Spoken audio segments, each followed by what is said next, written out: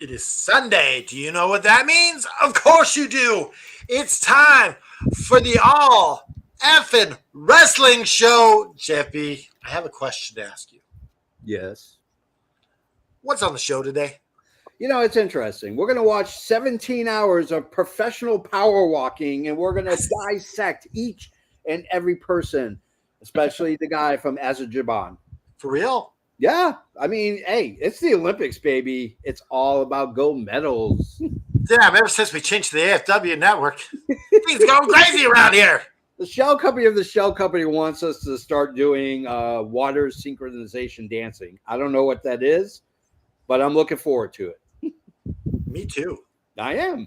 Yeah, we got news, and then we have a list. The best? No, siree. You'll have to tune in to find out. I guess there's an intro. Yeah. That's it.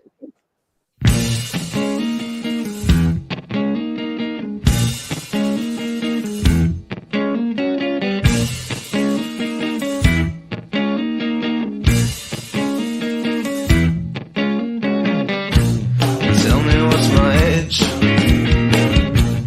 Tell me what's my occupation. Tell me what's my race. Tell me is it with inflation. Tell me what's my age. Tell me what's my race. Tell me all my sexual distaste. Tell me what you need. Tell me how you feel. Tell me all your information. Kaboom. Nah, that's Wednesday night. Hey, everybody. Welcome to this week's edition of the All Effing Wrestling Show. Man, last night, SummerSlam. We'll talk about it in the news, but holy cow. This may be one of the best SummerSlams of all time.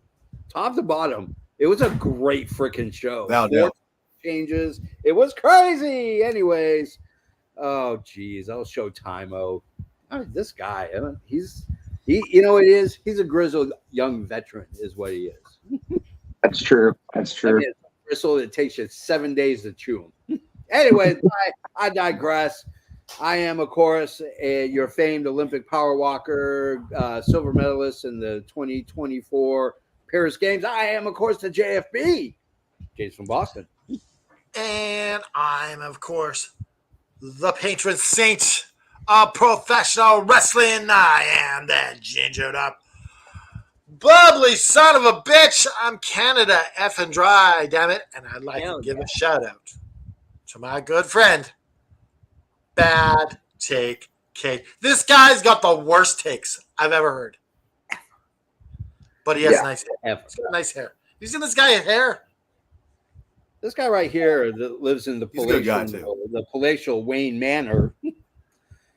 He might be known as Kush, but I think he is actually Batman. It's the Kush. How you doing, brother? Feeling good, living good, man. Another good Sunday man with you fellas, man. How's it going? Woo! Can't complain. Can't complain. I mean, I can because this guy down here. I'm just kidding. He's we traded every single guy in our team and a washer and dryer to get him as the closer. We're talking about Showtime Shay. Showtime Shay, how you doing, brother? I'm doing great. Arms all ready to go today. All right. We are ready to rock and roll. We, of course, have to get to the main event, but of course, for us to get to the main event, you got to have the local talent enhancement come out. We like to call that the news. From the four corners of the globe, from our studios to your home, this is FNN, the FN News Network, starring Canada Dry and the JFB. So SummerSlam was last night. It was a one-night event. Next year it'll be two. But they were in Cleveland, Ohio, which, if you needed to know, a little fun fact, a couple years ago, if you typed into Google, what is the saddest place on the earth, is where the Cleveland Browns play. And that's where SummerSlam was, ladies and gentlemen. we had 4 title changes. Gunther is your new World's Heavyweight champion on Raw. Nia Jax is the new Women's Champion. LA Knight's the new U.S. Champion, which I have a feeling a lot of it has to do with open up your mouth. Yeah. Paul. Yeah. And Say then, it, Shane. yeah. And then, Braun Breaker, the new IC, the new Intercontinental Champion, being Sami Zayn. But the big news was the end of the Cody fight, which means bloodline rules, which anything matters. Everybody and their grandmother came out. No, literally, everybody and their grandmother came out. Cody's mother-in-law was there. Arn Anderson was there. Everyone was there. At the end of the night, He had no block this time. Cody Rhodes was outnumbered. Out came Roman Reigns, who gave a Superman punch in the spirit of Solo Sikoa because he is not the tribal chief. Roman Reigns is the OTC, the original tribal chief. He came in, seized everything up, stared down Cody. Cody stared him down with the pin of Solo Sikoa. Cody retains. And backstage, Cody said, and I quote, "The rematch with Roman Reigns has to happen." Canada Dry, your thoughts on SummerSlam, Roman Reigns, and the Cody? Well, here's the thing is I don't know if this bloodline war can live up to the hype. Yeah. Because I don't think Solo Sikoa is a star. You are correct. It's like he looks like a little boy in a man's world. Yeah. And I just don't buy him as this major leader. Like as the secondary guy, like he's fine. Yeah. But as the leader of a faction, I'm not buying it. Maybe he needs to be repackaged, grow his hair out, put some dreads. I don't know. Yeah. But as he is, it's not working for me. Okay. Kush. Well, like I said, SummerSlam was a real good, solid event. The thing that's staying out of mind to me is not only just a bloodline, not with Roman Reigns coming back, because everybody's been anticipating that. Hell, the crowd was chanting for him, man, for weeks on end, and especially at night. But also the Judgment Day. I mean, could this be the beginning of the end of the Judgment Day? Is there going to be a little Judgment Day civil war with how Dirty Dom did his own mommy, Rhea, dirty by having Liv, man, win the exact same way she won against Becky Lynch? And the same thing goes with Balor. Is he sick and tired of Damian Priest and them feeling like he's his superior? That's why he screwed him over with Gunther winning the Intercontinental Championship, as if Gunther needed him to help him win in the first place. Yeah. I mean, those things really came to my mind. But also, new champions, Braun Breaker, congratulations. I'm glad he won. I knew Sami Zayn, they had to keep that thing going for him just so they can build him more and to become a more definitive new champion, which I feel like he's going to be. If his run with the Intercontinental Championship is going to be anything like it was with NXT, he's going to be in for a good haul. And LA Knight, about damn time. Yes. My man has won some gold. He should have been a champion last year or so, though, but he's still wide in the race of being one of those popular superstars. So fair play to him winning and beating Logan Paul in his own neck of the woods. Even with MGK, who sucks anyway, thinks Eminem, and all them, man, helping him out, trying to cheat. Yeah. And Nia Jax, whether you like to admit it or not, she did deserve, man, becoming women's champion. I feel like this time around, she gotten more better, more believable as being a better superstar than she was in her previous run. And but wasn't that crown horrendous? Oh, it's horrible. She reminded me of Ursula when she was wearing that crown. I was like, hey, that's Ursula man right there. She's gonna play that crown looks like it was made from the roof of an old barn. I mean, it was longer than her head. I mean, I was like, damn, that thing's maybe it was a barn. Oh God, let's go to Showtime. Showtime, your thoughts? Well, I'm not going to actually lie. Joe Rogan's Netflix special was live last night, starting at 7. So I freaking put the SummerSlam on PVR just so I could watch that. Hey, it was a test run to see how Netflix will run later for like actual live events for freaking WWE and stuff for that. So it ran smooth. But that's being said, no, I don't. As far as like the whole Roman Reigns bloodline thing, I really look at Solo like not even a B plus player. Yeah. Maybe a B minus at best. I honestly, even though there's some star power in that new bloodline, it really does not feel any more than a B faction to me compared to the original bloodline. Even if you give those guys tag titles or the singles titles, and now with that whole match to begin with too, it looks like Jacob might have wrecked his ankle off that spot. Yeah. So I was about there's to mention that too, good. because he didn't get up by himself. He had to have help, man, getting him No, back in the just backstage. as soon as he hit it in midair, it looked like he was already grabbing his leg when he was like flopping. Like it looked like he was hollered. He hollered loudly as soon as it He did happened. have So Well, he was seen with a walking boot on this morning. at a convenience store. Yeah. So as far as like the whole Roman, so now it depends on his injury. How are they going to do this? Because it was also suspected that maybe they're going to probably war games this year, which happens to be in Vancouver, our territories. That they were supposed to have OG bloodline versus new school bloodline, but now with not Jimmy, Jacob. Jacob, and seeing.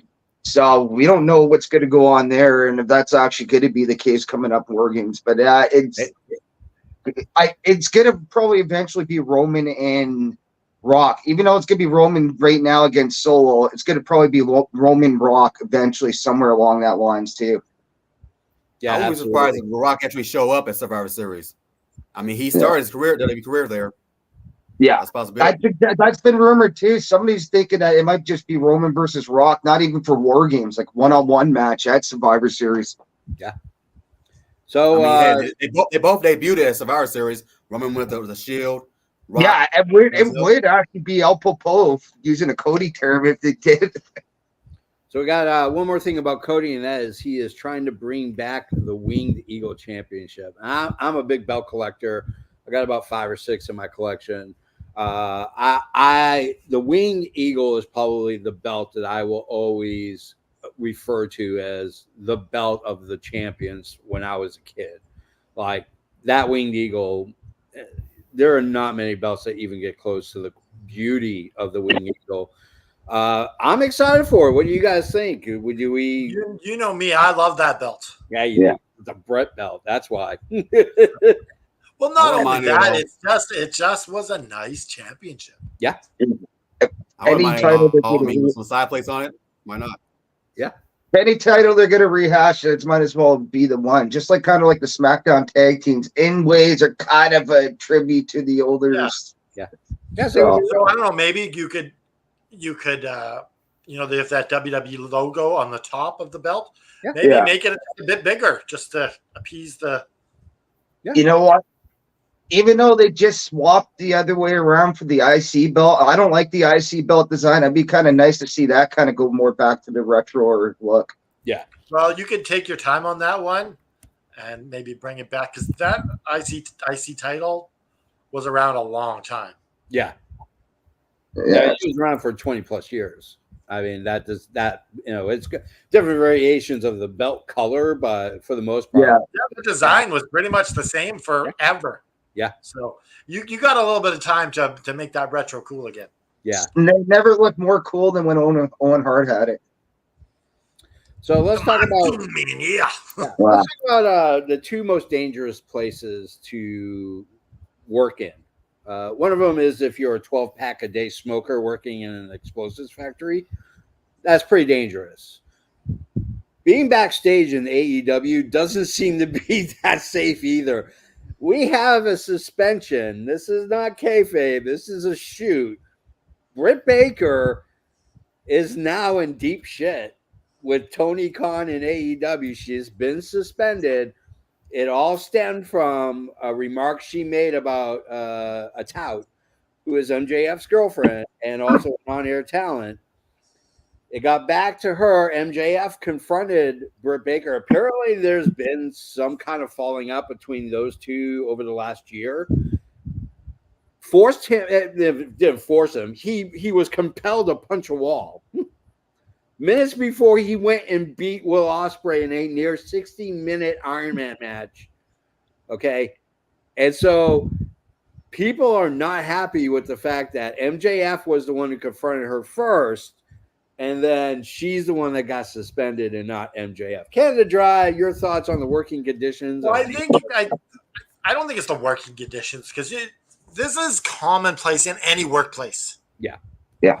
You're gonna have people talking shit. Oh yeah, I know. I think that it's just a case of nipping things in the bud. Yeah. You give Britt like she's the one starting the gossip. Yeah. So you give her a slap on the wrist, and it all goes away. This is no Sammy Guevara suspension where you won't see it for months and months. This is a slap on the wrist. Yeah. It's not going to affect her at all, but it's letting know like that's not cool. Yeah. So I think it amounts to pretty much nothing. Yeah. If you think about it. What do you think, Kush? Claws are out. And Britt Baker, man, doing what she did before. So, man, talking a lot of shit, man, about people, man, about behind their face or to their face. Yeah, I feel like that wasn't needed for suspension. They could just call her in the bag, tell her, why she did wrong, and just tell her to take a break or two for a few days. The suspension wasn't really necessary at all. Just, I mean, it happens. Like Hannah Dry said, people are gonna be talking shit. Sometimes you gotta confront them and try to do like adults and stuff. And sometimes it might get a little out of hand. True bomb might come out and people might feel bad and stuff. But it happens. It's all about just rehashing things, moving on. Yeah, in wrestling terms, of 1 week suspension is really a slap on the wrist. Well, I feel the suspension was just for everyone else. Like this, if you do this, it's going to come back to you. Yeah. No. It's an an example, right? Yeah. You have to sometimes. No different than any other workplace in the HR handling it. Sometimes it's not. Sometimes they gotta they'll take both down and both get written up, no matter what party or what side goes on. So yeah. But it's kind of sounding like Britt Baker's kind of like the movie Mean Girls the way, because it doesn't sound like the first person she's had these type of running. Now let's talk about this for a second. Yeah. Let's go around in a little circle here. Jippy, have you ever been written up at work for talking shit? Have you ever been written up for something that went down? Let's just say they don't appreciate when they say dress for the job you want and you come into work the next day dressed as Batman. They don't like it. No, I'm just kidding. I have been, yes. I've gone into a near fist fight on a floor at Best Buy. Like I was and I almost tackled and beat up a fellow employee. So yes. What about you, Kush? You ever been written up for shit at the workplace? Oh yeah, I've been written up a few times. I mean, a few times a year or so. I mean, they don't let you get off too much, man, too easily. No, I learned it the hard way. I know Showtime's been written up. I can't wait to hear this story. Oh yeah, like not even that long ago, actually. And it's honestly, it's now in this day and age, you really you got to really walk on edge. Like they're of course a different business, but a lot of us average Joes, you got to walk on eggshells what you do or say, even if you're kind of defending yourself, but just giving the wrong tone these days could get you written up or suspended or even fired on certain grounds now. So you got to be careful how you handle things, even though if you got somebody that just keeps escalating this crap over and over and over again. So, and it's just the same thing that's looking like it's going on backstage in AEW's locker room. It looks like there's been one name that's been brought up that's been escalated stuff over and over again with multiple different people now. So I've been written up twice. One for when I was working at a parcel company. I was running on the conveyor belt. the guy was grabbed my ankle, and I ended up falling. But I still got rid of because I shouldn't have been running on the conveyor belt. Yeah, that's what it's there for. You're going for good exercise. Now, because they had to put up a sign a few days later. No running on the conveyor belt. I know that was me. They call it the Aaron rule. All right, let's do a couple more really quickly. So over SummerSlam weekend, a small promotion in Cleveland, Johnny Gargano Shane looks like a hack. I'm telling you, man. Oh. Yeah, the main event was Of course it would be hers. Hey, right. So Johnny Gargano and Tommaso Ciampa appeared at a independent show, which rose to the question: is WWE going to start a lot? Yes, actually, Triple H has come out and said he has absolutely no issues with any talent from WWE showing up at independent shows, and I mean, obviously, he wants them to be smart.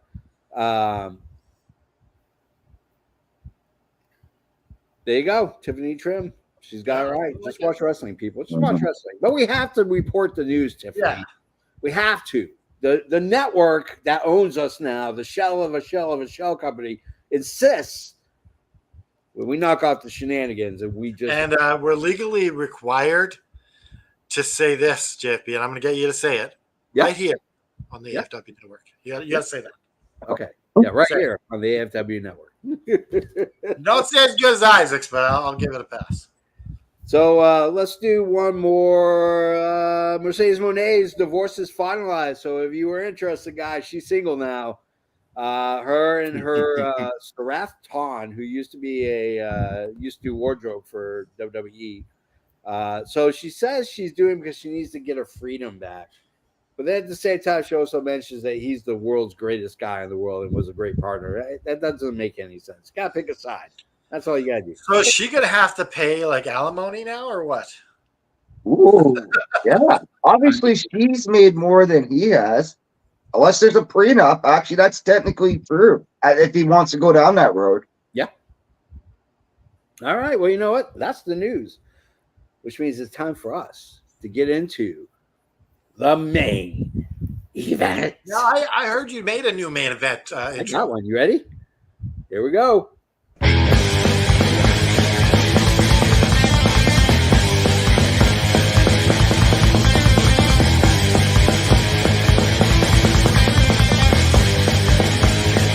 This is the main event of the evening.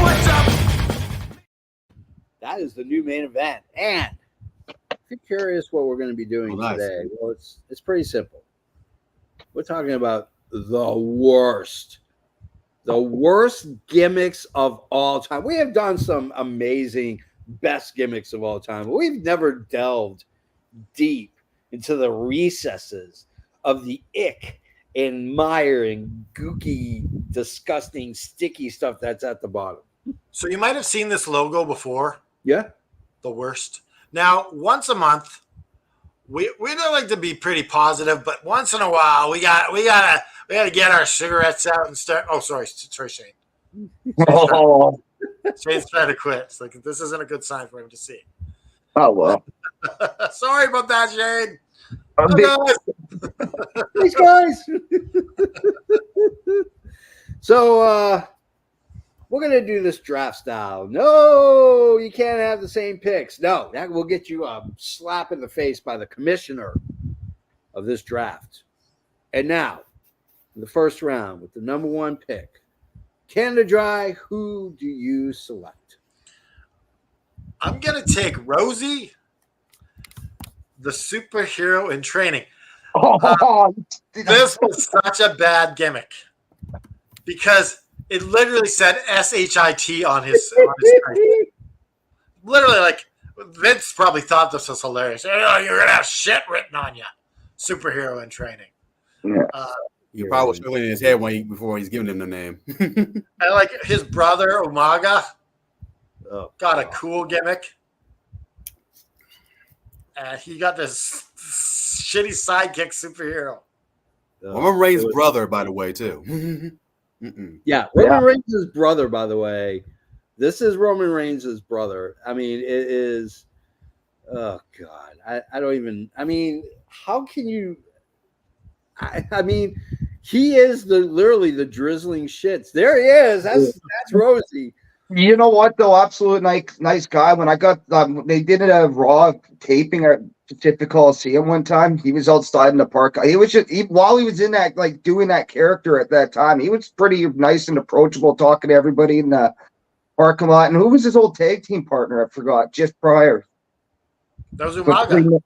yeah, well, some people were asking how he was Norma doing, Jamal. and Rosie was like, "Oh, he's doing great," and stuff for that and stuff for that. So he kept tabs on him while he was sent down to OVW or whatever it was at the time.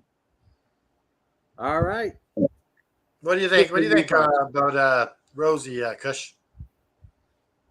Rosie, man, like I said, that costume and stuff, the gimmick and stuff, it was laughable. I mean, he was supposed to be a joke character, and he joined up with the Hurricane, who also was a joke character, but even Hurricane was more esteemed than Rosie and stuff, even with that get up on. I mean, they made an interesting tag team, but it didn't really go anywhere. I felt for him and stuff, though, because the 3 minute warning. I mean, they were tag team champions. They even had Stacy Keibler, though, man, too, when she was dressed up. I don't know if she was given a name or anything like that, but yeah, and Molly Holly too. I mean, she was before Rosie though. She and Hurricane were like a yeah. That was something different. Yeah, and then afterwards he had Rosie and stuff, and then they had Stacey Keibler, who at the time was, valeting like the Dudley Boys, then to them. She looked good though, man, in that costume she was wearing. By the way. Oh yeah. Oh man, Kush, who are you going with, brother?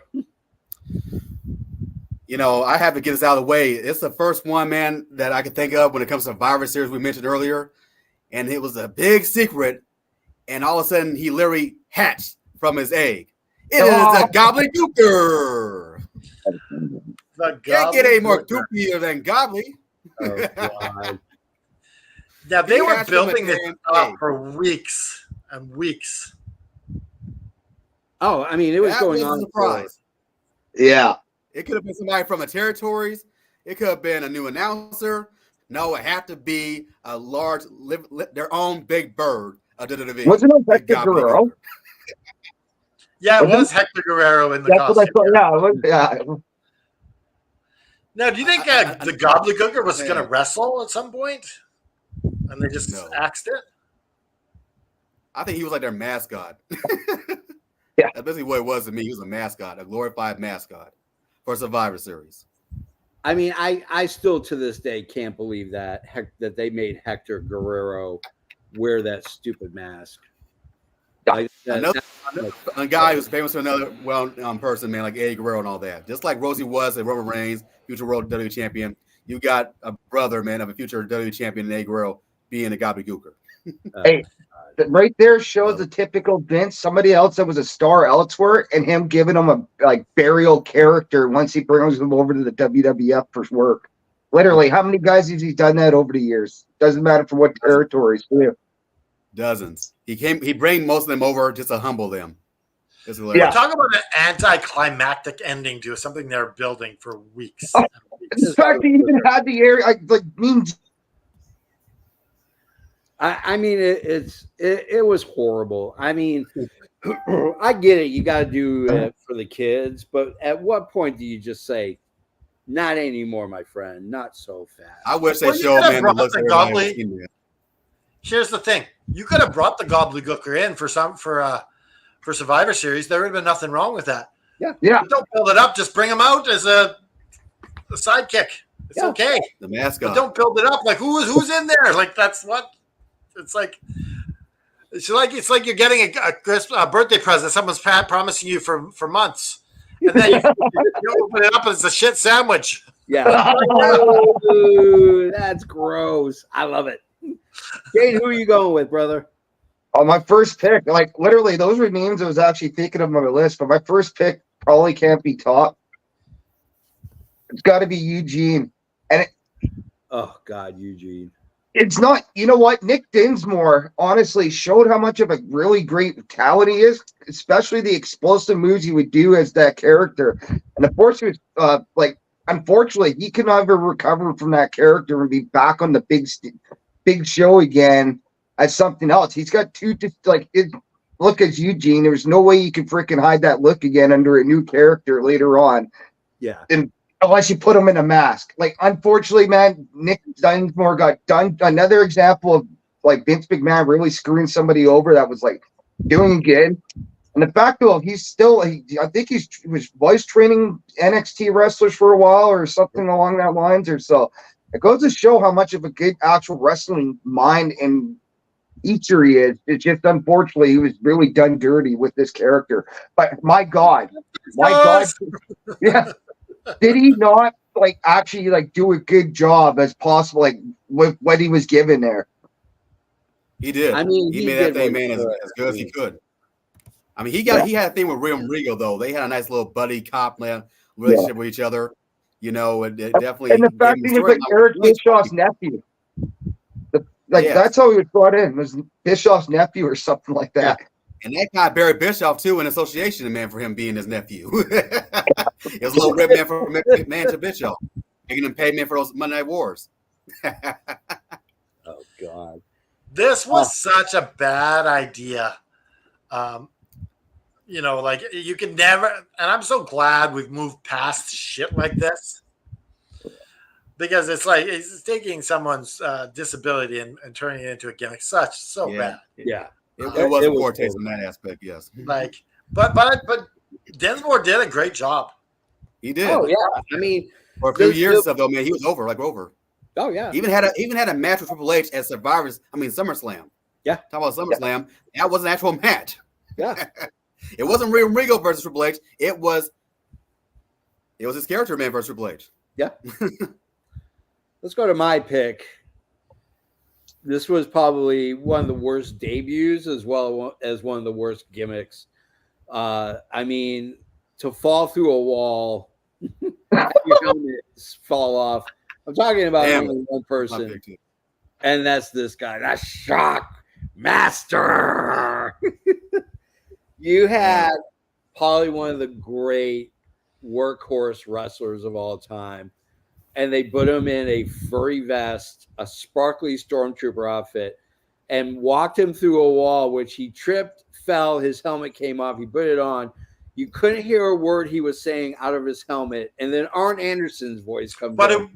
Was it someone else? It was Arn. Yeah. It was Arn Anderson's voice doing the voice of the Shockmaster.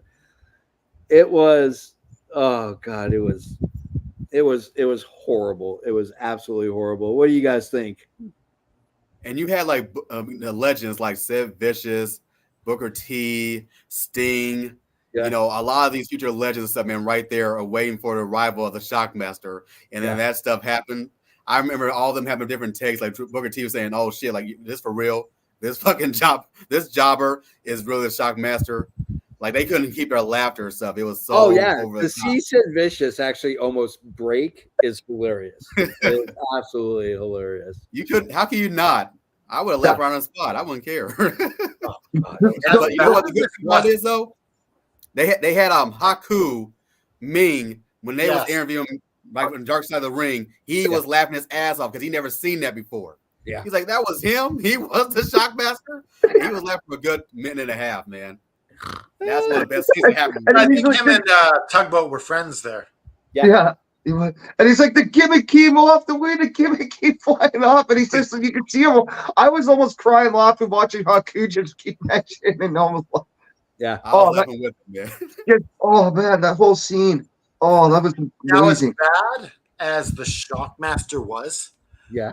If you had some proper brains behind this Shockmaster character, you could have made it cool. Oh, yeah.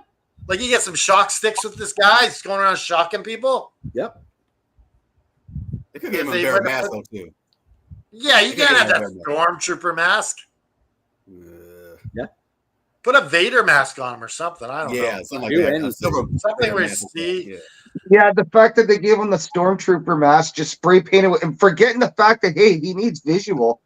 No, we're just going to spray paint the eyes to him. Yeah, like the whole idea was goofy as hell. Yeah. And jacket they put on with the helmet too is even more ridiculous. Who made the Shockmaster gimmick? Who was that? Someone in WCW. I don't think it was Dusty. Came up with it. I don't think it was Dusty idea. Dusty must have been on some crack that for a while. Not one of his best ideas. Well, he did. Dusty did come up with the Oz character for Kevin Nash. He did. So all his ideas weren't brilliant. Not everything Dusty came up with was perfect. There were a lot of clunkers in there. So Canada Dry, second round, first pick. Who you taking, brother? I'm taking. See, I think there's like guys that were meant to be jobbers. Yeah. In the 90s, that they colored up a bit, and I think the one that really sticks out to me. Oh wait, do we go with Shane? Mine was Eugene. Oh, that's right, Eugene. Yeah, Shane already said it. Right. Yeah, that's my second pick. I'm thinking of Bastion Booger. Ooh. Now, Bastion Booger, like, he was an established wrestler for a while. And they just made him look nasty. Like, you didn't want to wrestle him at all. Like, his tights were all discolored. And it was pretty bad. Didn't they bring him back in like 2010 or something? I think so. But I think they did for a battle royal or special appearance. But it goes to show another Vince burial. I can't remember his actual name, Barry something. And he was hot in like territorial scenes and stuff for that. Like he was well known and well established. As soon as Vince brought him up, it was like, oh, we're going to give you the most ridiculous character ever and bury you. He also played just before that in WWE. They played him as that evil monk, and the Catholic Church. Yeah, the church protested so quickly. The Catholic Church protested, so the WWE's buried that right away and turned him into Bastion Booger. Bastion Booger, good lord. Oh God! I remember Friar Tuck or Friar Francis or whatever the hell he decided to call himself at the time. But yeah, I remember his clothes just being all dirty and not very. I don't want to talk about it anymore. Anybody else got anything to add? But he's memorable. Oh yeah, I mean, yeah, you'll never forget him. I mean, he was just disgusting. It was just. All right, let's go to. You're having a hard time finding his picture to put up. Yeah, I couldn't find one. That's okay. We'll skip Bastion Booger. We all got a mental image. Yeah. Soiled trunks with the freaking. Who are you going with, Kush? Well, it's funny though. I mentioned a gobbledygooker, and we all knew years later that was Hector Guerrero, who's in the Guerrero family. So I'm gonna keep that same energy and stuff with another drizzling shit man of a gimmick, and that is none other than a Mexican who wants to be white, and in fact, white is his last name, and with Kerwin, Chavo Guerrero's alter ego, Kerwin White. Oh my God! Yes. I was on my list as soon as you mentioned Guerrero. I knew that you were going there. As soon as you mentioned Hector Guerrero, I'm like, oh yeah, you're probably going with the Chavo one. Exactly. I had to, man. Some bad gimmicks. Dude, he's had some pretty bad gimmicks over the years. And he was on a golf cart with the sweater, the blonde hair. I'm just and the funny thing about it was Dolph Ziggler, before he was Dolph Ziggler, before he was even Nicky off of Spear Squad, he was his caddy. Like, damn it, Nick Namath could not buy a break when it came to gimmicks. Golly. Oh God, Shane, your thoughts? And the poor guy, that's after he was stuck with the frickin' riding a horse in WCW for the longest time and pretending he was insane. Yeah. Capito. Yeah, exactly. He's really got dealt some bad hands over the years for gimmicks, and that's a proven example of one right there. Oh, definitely memorable, though. I mean, it only lasted like a year or so, but damn, the vignettes were unbelievable. It was an insult to golfers, I can tell you that. Talk about selling out your heritage to become a white guy. But it goes to show typical Vince racism back in the day, too. Oh, hey, let's take this Hispanic guy and make him white. At the same time as they had a Hispanic gang all coming out with lawnmowers. Yeah. Yes. Same year. Can to draw your thoughts. Yeah, I think it was complete bullshit, and I think it never should have happened. There you go. All right, Shane, who are you going with? Oh man, but somebody that was dealt a bad hand, but on a different company this time with a lot of bad gimmicks in WCW would have to be one Mike Awesome, but with this particular gimmick, Mike Awesome, the 70s guy, the fat chick thriller at that time. Oh my God. And the fact that they were getting women, really like 400-pound women up on stage dancing, like, so not only how mean it was for those women to get up there, but the fact to put Mike Awesome through this whole gimmick, like, and that was after it was either Bischoff or Russo when they dragged him from WCW. They put him in a really hairy, scary situation too. The fact that he had to go back to ECW to defend that title when people were right, he couldn't even get a locker room. He had to come straight from a cab to the ring, and that's why when he exited through back to the crowd because there was a cab waiting for him right there to get out of there. And after doing that favor for WCW. That's how dirty they did the guy over the years with that particular gimmick. Oh. Meanwhile, you already got a disco guy. You got a disco guy as it is, and now you're dressing another guy to look like Disco Inferno. Like, I mean, what? I mean, I was gonna have a feud between those two, probably. I don't know. I mean, I was never a fan of Mike Awesome to begin with. I thought that guy was the most overrated piece of crap that has ever stepped into the ring. To this day, I do not like that man. I just don't like him. There's just nothing about him but the fat chick Thriller and the 70s guy, I felt was a very deserving title for that horrible wrestler. Apparently, Mike Awesome must have talked to John Cena because John Cena, he'll take a fat girl. Yeah, Amy Schumer. No, he actually said that on the on this interview that he's like, I don't care what they look like. Howard Stern show, yeah. Oh God. Allegedly. Wait is only a number. Allegedly out of his own mouth. No, I'm talking about the Amy Schumer one. Allegedly. God. All right. Anybody else got anything they want to add about that 70s guy, Mike freaking Awesome? No, I think we're good. I'm gonna go with mine. I never even knew about that. Really, I mean that's new for me. And seeing him like that, look it up, buddy. Look it up. Seriously, how can you take this guy seriously? Even if he worked the gimmick well. Anybody mentioned the fact they had a party bus right beside him, or a painted up hippie bus, usually in his promos too. I'm gonna go with mine. Mine involves cultural appropriation. You may remember him as the baddest ass guy to come from the south side of Chicago. He used to be called the one-man gang. That was a badass gimmick. He then became Akeem the Dream, ladies and gentlemen. Akeem the Dream. That's right. I got a cracker-ass honky white guy in a dashiki with a pill hat, and he's walking around with the Black Power symbol, and we're supposed to be okay with that.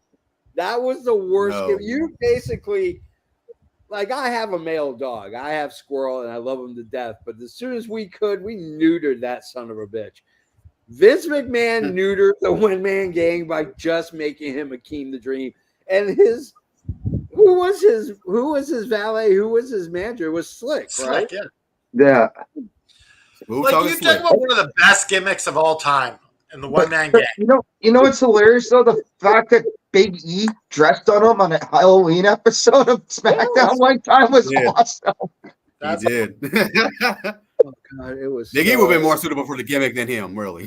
Oh yeah, yeah. But see, once again, what we keep mentioning with hammering with Vince McMahon. I hate to be repetitive, but once again, it shows another talented guy. It was no one elsewhere, and Vince is giving him burial characters.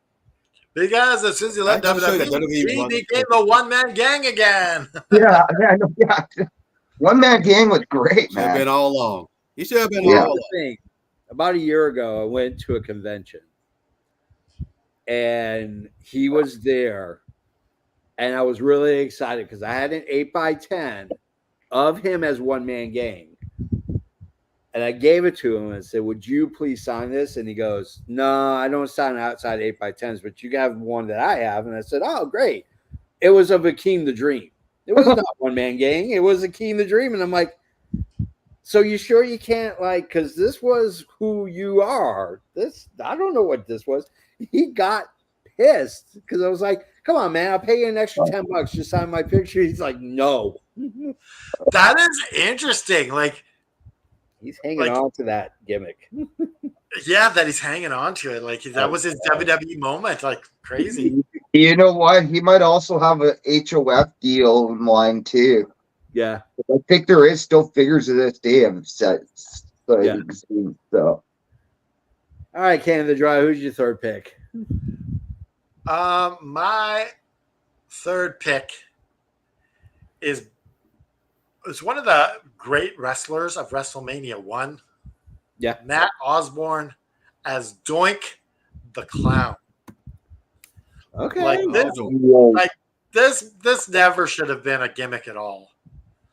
Like, and if it did, you needed to make him look like Stephen King's It to really get this gimmick. Like an evil clown can't be looking like a happy birthday clown. It needs to look like a sinister, menacing clown. And they didn't pull it off. And Doink and Dink and all those freaking things they had, this was some bad shit. Oh, yeah. I completely agree. I mean, here's the thing, though. I don't know if I necessarily would call it the worst gimmick, only because that guy, Matt Osborne, was not the most sane person in the world. Like that guy was like I mean, there's a good chance there's a body that's buried because of him. And he's kind of the gimmick he was saddled with was this friendly, sinister clown, but he was also a face at times. It was just like it didn't work. It was it was goofy time in wrestling. Yeah, it was consistent. I'm going to be devil. I loved the gimmick back in the day, to be brutally honest. Like, but that's just me. I was a fan of his work. I was a fan of what he did, but I'm at the same time, I could see why you would like someone not like the character either. So I get it too. Okay. Anybody else? But the one thing about, let me add my 2 cents about him. Yeah, the gimmick was felonious, and it just goes to prove that WWE back then was literally a circus. You had your own damn clown.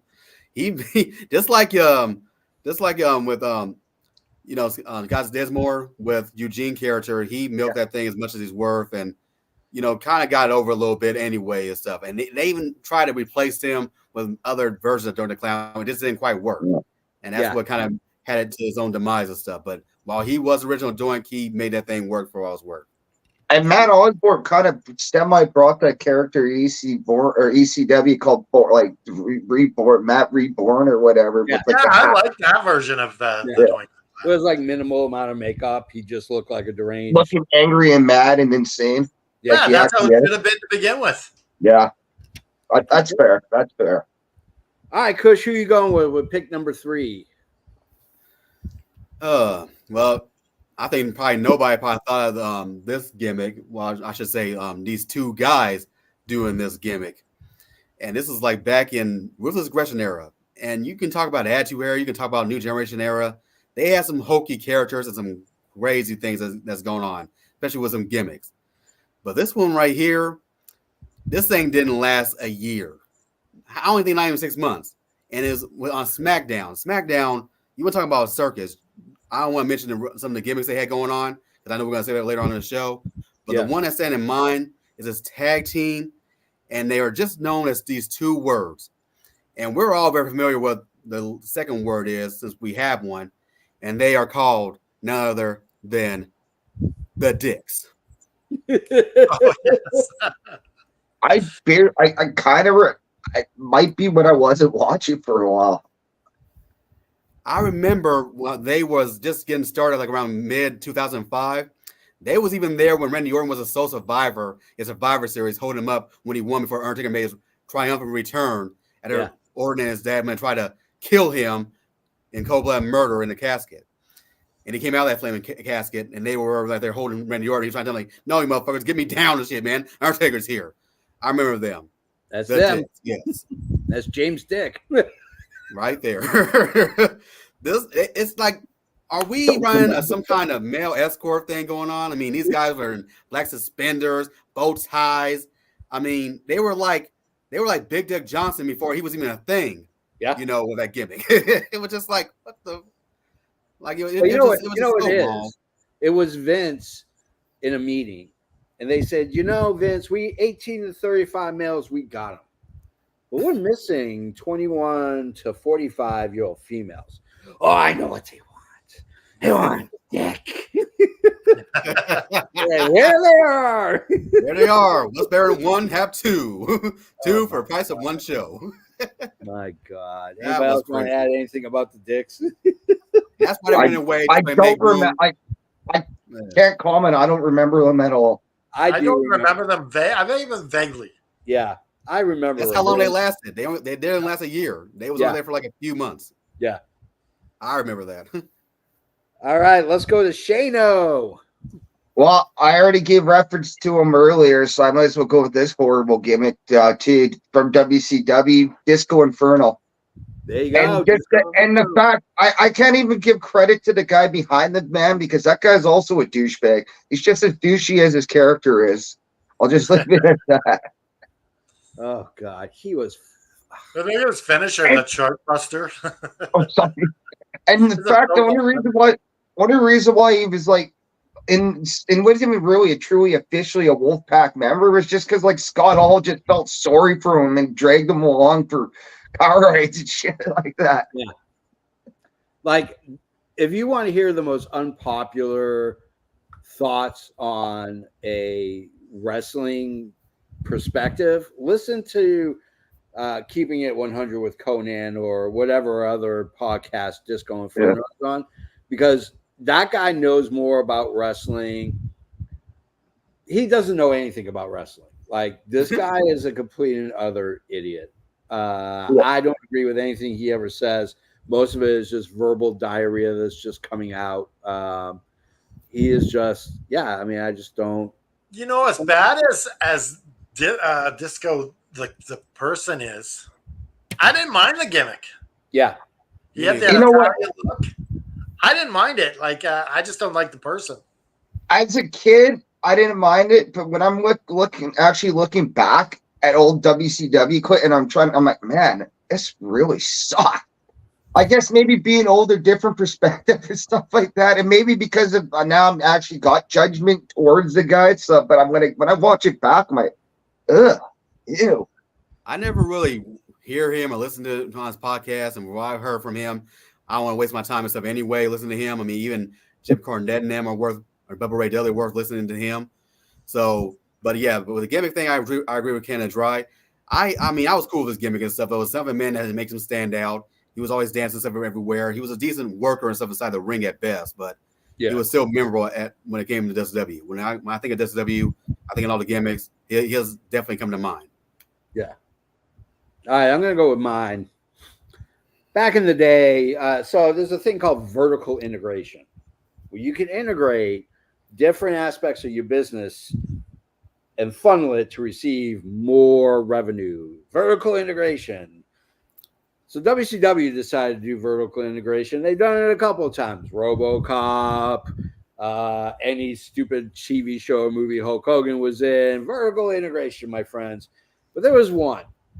This man is an entrepreneur. His name is Gene Simmons. You might know him better as the Demon in the band Kiss, who signed a deal with WCW, says, you have to make one of your wrestlers look like me. Ladies and gentlemen, I bring to you the Demon from WCW, Dale Torberg. Wasn't it originally played by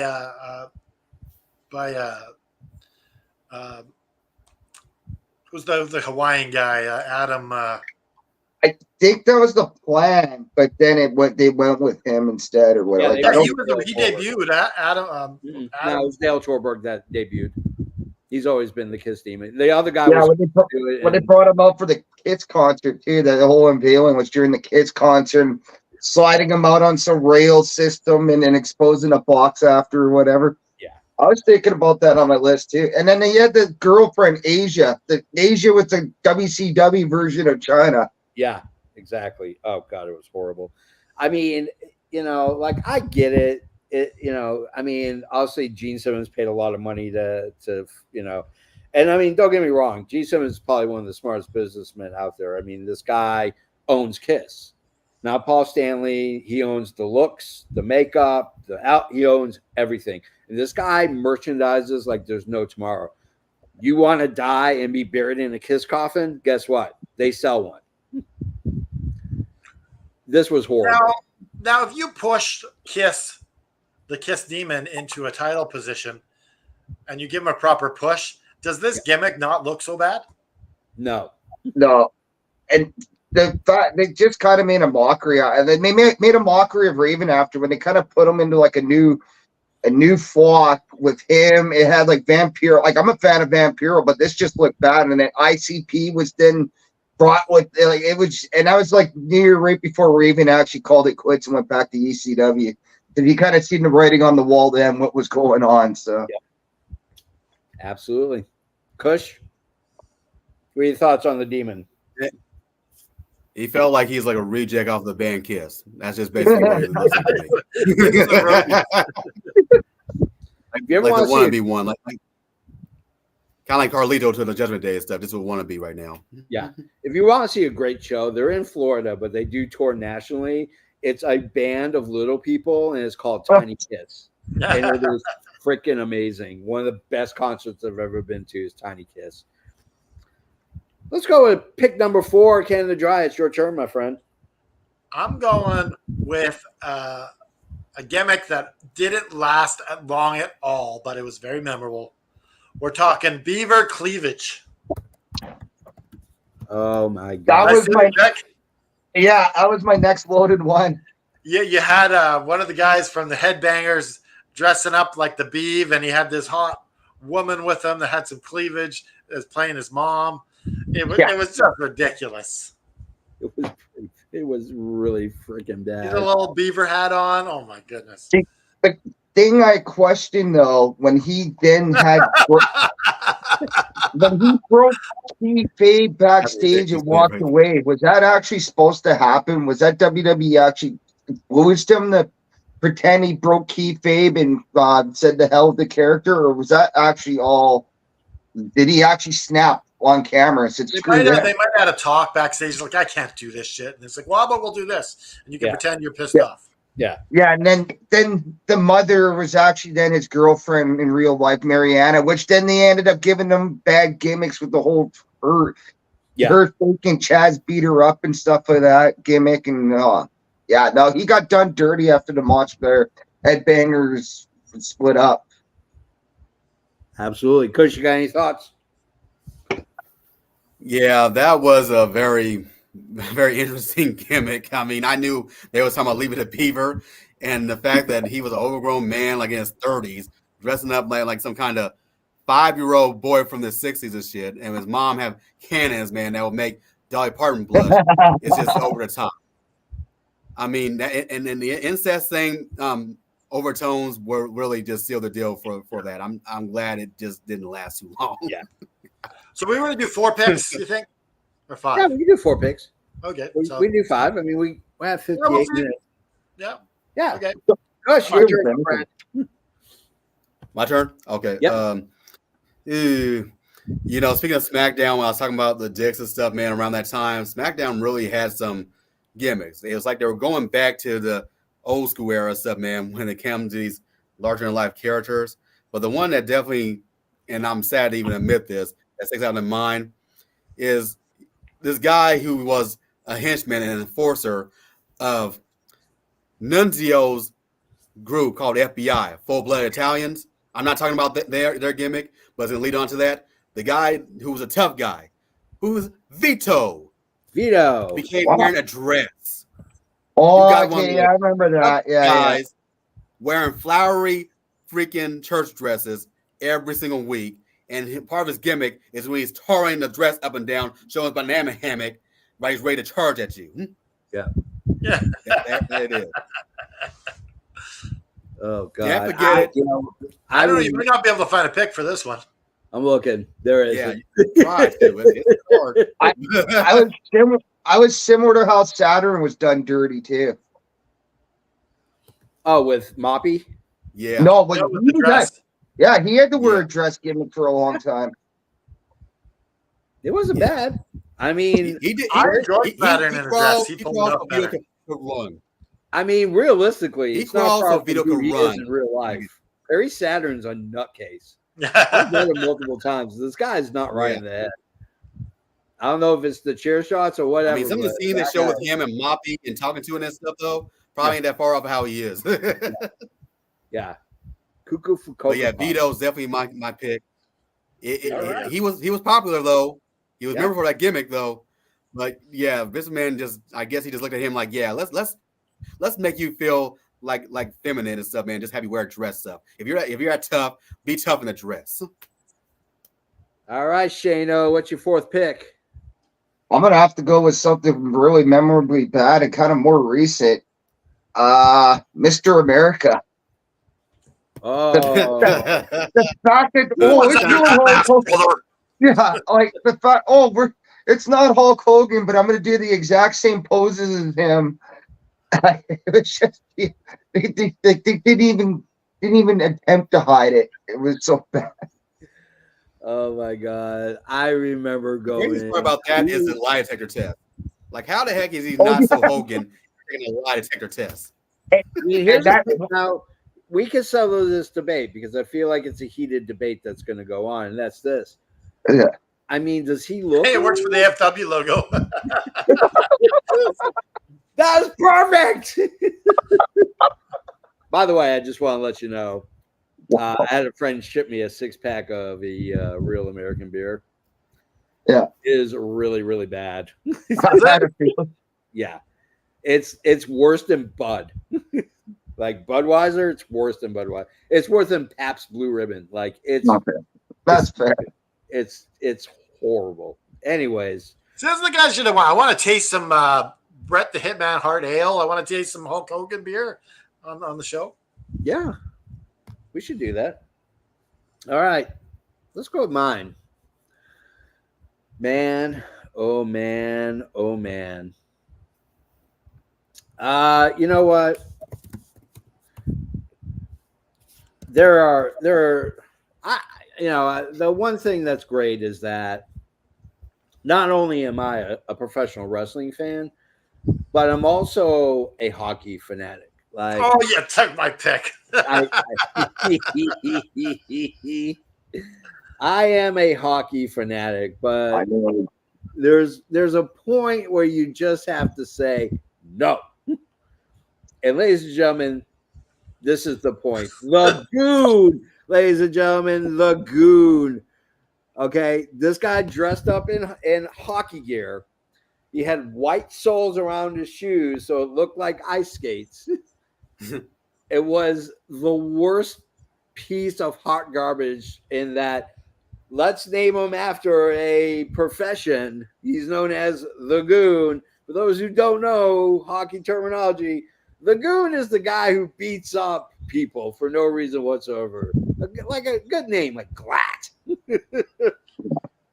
Canada Dry, your thoughts on the Goon? The Goon was the worst idea.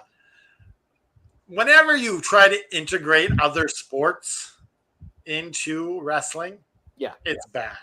But coming out in full hockey gear, Hey, that's like knuckleball too. There's no different in him or whatever his name was. Oh God, yeah. Yeah. Oh, it was horrible. the Goon definitely deserves to be on this list. Yeah. Kush. Yeah, I mean, like I said, the circus man that Vince McMahon was running back then was at all-time high with characters like the Goon. Yeah. It's like is this WWE or WWF or is it Looney Tunes? Like, yeah, he seemed like a character that you should have on Looney Tunes. Showtime. See, when I watched back when I was a kid watching it live, that was right when I was in novice hockey, and I was too young and naive, and I'm like, yeah, I love this guy, yeah. But going back and rewatching it, it's like, oh yeah, this was a heaping pile of crap. Well, but that is a lot different when you're 7, 8 years old playing ice hockey than it is now that you're a 39-year-old burnout wash-up. I'm picturing you. That's like my little sister, man. That's like my little sister that used to watch the Teletubbies and love that. That's like, I gotta say this to my little sister. That's my little sister, man, watching Teletubbies, and now she's like about 27 years old. She's like, "What the hell was I thinking watching that crap?" You know. What was I on? Pick. Hey, Coach, tell your sister I say hi. Don't say it like Jey Uso. Don't do that. Don't do that. My pick is from ECW. Yeah. Santa Claus. Oh my God, I forgot He about was, he was Santa Claus's evil twin brother that lived in the South Pole. Oh my God, I totally Stole presents from children instead of giving it to them. Oh my God, how could I forget that guy? Oh my God. I never heard of him though. I I'm didn't learning either right now. before I wrote the show. I found him in my list of worst gimmicks. Yeah. It's really, really, really bad. He was like I got a picture of him. Here we go. There he is right They there. look at this suit. It's like Wow. Black Holy hell. and red. This is news to me. Santa Claus. Wow. he's the evil twin brother. Yeah, Of he deserves to be on Santa this Claus, list. lives in the South Pole. Yeah, listen to the South Pole. And steals presents instead of giving them. Oh, Hey, wait, is that him? He was in WCW? where you going with, Kush? Wow. I don't know how I'm on top of that, man, but trying to think. I would probably say in the Attitude Era again. Not Attitude Era. Oh yeah, this guy who was supposed to be like Undertaker and stuff, everything. You know, he was religious. He had a big ass cross. He put it down on the ground and the flames come out. I'm talking about Mordecai. Oh, yes. Mordecai. The white light version of the Undertaker. Pretty much. That Pretty got much squashed back. Pretty much like the white horse compared to Undertaker's dark horse when it comes to gimmick infringement. It was He didn't last. He didn't last too long. Too. It had like a whole Highlander, because I remember Highlander, the TV show, was huge then. It had that kind of feel and vibe to it, but it was not good at all. Like, I don't know if it was trying to rip that off a little or whatever, but it was another heaping pile of garbage Vince created. Yeah, I feel that like this was trying to be the Santa Claus for the Undertaker. Yeah. I mean, the problem was he wasn't. Yeah, look at him. Like he's the Undertaker with blonde hair. Yeah, he wasn't Same a good sort of guy look. either. He was a bad guy. And that's when Taker wasn't necessarily a face. He was more of a tweener. But Mordecai. And I feel like they was going to have a long term of having them face each other too. Like he was supposed to be like Undertaker's new undertaking and stuff, like trying to take his spot or whatever. That's what I've heard, man, at least from the dirt sheets. Yeah, and he got screwed with that because like once that was gone, like what was he going to do? Yeah. Oh my God. All right. Shane, it's your turn, man. 5th pick. Well, I'm gonna have to actually go with that entire faction because they all equally look stupid. The Spirit Squad. Yeah, I knew you were going with them. Yeah, that. And I mean, for what they done with it, yeah, they did a good job, but it was honestly one obnoxious, crappy, freaking gimmick. And I don't even think it was given a full year. No. Rightfully no. But they were given some known few. They were supposed to be Shane, or they did help Shane and Vince, so that was kind of getting a rub. But at the same time, looking absolutely like the dumbest pieces of crap. Like, yeah.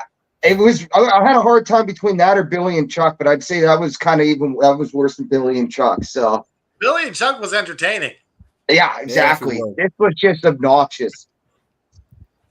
And again, Nick Namath, bless his soul, man. He survived his gimmicks, man, left and right. That definitely was one to where I knew that he wanted to get away from, man, as soon as he could. Probably about as fast as a caddy at Curran White. Yeah. Yeah. Oh yeah. They were tag team championship though, but they end up being DX's punching bags on a weekly basis. They got to push, but also like, how far can you go in wrestling as male cheerleaders? Your shelf life is limited. Yeah. Yeah, And very much. originally, Kenny Dexter was the only one that got the rub, and then he got fired right away for rubbing people wrong backstage. But then he got the rub at TNA. He got fired because John Cena stole his girlfriend. Well, He complained about it. Mickey was his girlfriend time, James Mickey likes James? him young. Yeah, she likes him young, that's for sure. How the hell did Kenny pull out Mickey James? I'll never know. That's crazy. Yeah. But good on him. Well, And there was like an 8 years difference, I think, or 7 years difference between even her and Aldis.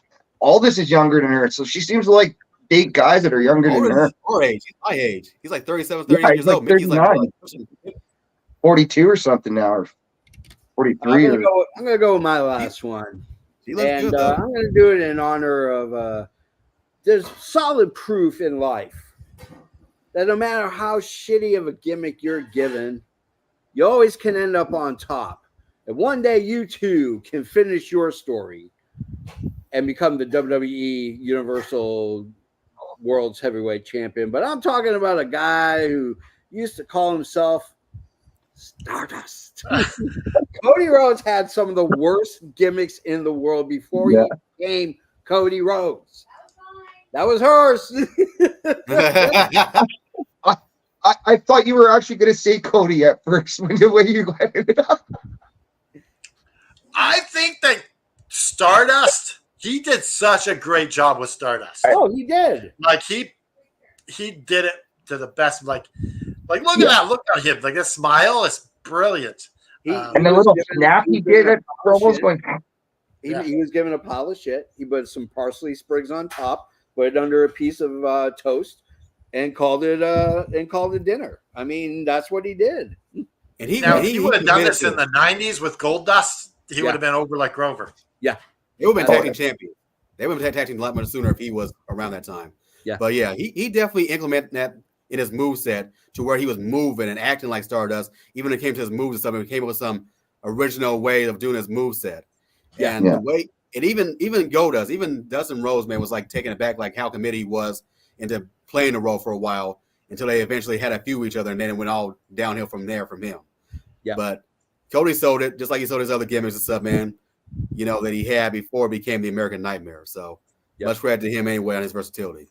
Yep. Yeah, he's had some heaping garbage pile of crap freaking gimmicks leading up to not even just Stardust. The dashing one with the freaking mask and all that. Like, he's had some bad gimmicks he's had to work through. But he made him look interesting. Every single one. Yeah. All right, guys, that's the end of our show. As always, if you want to get in touch with us, there's links down below. You want to get a t-shirt, go to prowrestlingtees.com/effing wrestling. For God's sakes, we have like 850 different shirts. And we have another one, the Just Keep Fighting shirt. We have a plethora of shirts. I mean, we have the Just Keep Fighting. We have the AFW Say Pro Wrestling. We got a vast amount of them. I mean, of course, we have the one that Natalia Markova is modeling. Oh, of course. We can't forget Natalia Markova because she models quite a few. The original shirt, the effing wrestling middle finger shirt that came out. That is the OG, the very first one we ever put out. And, of course, the t-shirt that celebrates our show, the All Effing Wrestling Show. Where can you get these? ProWrestlingTees.com. On behalf of Canada Dry, on behalf of Kush, Mr. Cushberry, Kush Bunny, on behalf of Showtime Shane, I am the JFB. Now, to be assured, this shirt, Just Keep Fighting, all the proceeds from this shirt go to charity. So if you go and pick up this shirt, it's going to a good cause to help prevent suicide at a grassroots level. We're going to charity who actually needs the money. Yep. So that being said, if you are down in the dumps today, I just want to speak to you. It's okay that you're down, but it's not okay to stay down. Whatever you got to do, you got to fight your way out of this. You got to reach out to your friends, your family, who's ever going to listen to you. You need to fight your way out of this, and you need to pick yourself up, dust yourself off, raise your fist in the air, put the devil in a sharpshooter and say it with me. Just keep fighting.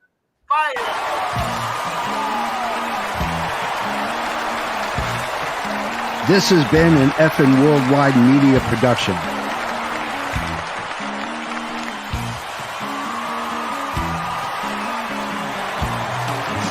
You can find us on all social media platforms like Facebook, Twitter, and others. Head over to our YouTube channel at youtube.com/effing wrestling. And while you're there, click like and subscribe. Want some swag? Head to our store at prowrestlingtees.com/effing wrestling. You can find all these links and much more at our awesome website, effingwrestling.com. As the JFB always says, you can book it.